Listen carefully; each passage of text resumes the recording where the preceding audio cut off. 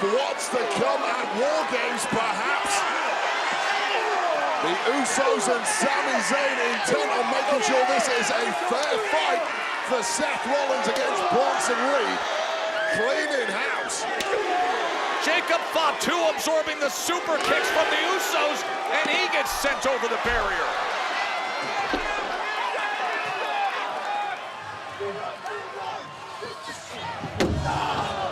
And Reed able to deny him the opportunity. Just bouncing back too quickly for Seth Rollins' liking. The springboard knee. Still on his feet. Wobbly feet as he takes the big boot and then stands right up to it. Smart by Rollins to go low. Oh, giving it everything he's got. It's not enough. And a kick out at 2 as Bronson Reed. And he's now taking back control in this match. Oh no. Can he at that size? Wow!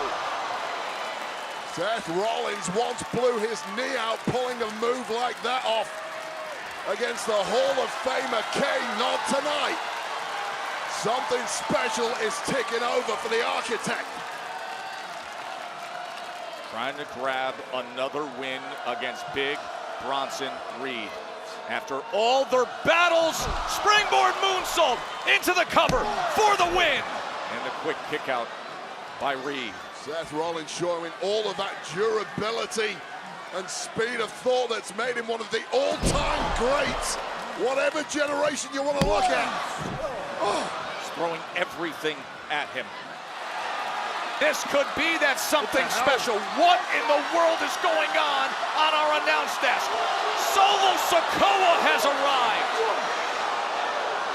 Death Valley driver. Senton. Seth got distracted with Solo ringside. And now Bronson Reed is lined up for victory wave. Tsunami! To win the rematch. Bronson Reed does it. Here is your winner, Big Bronson Reed.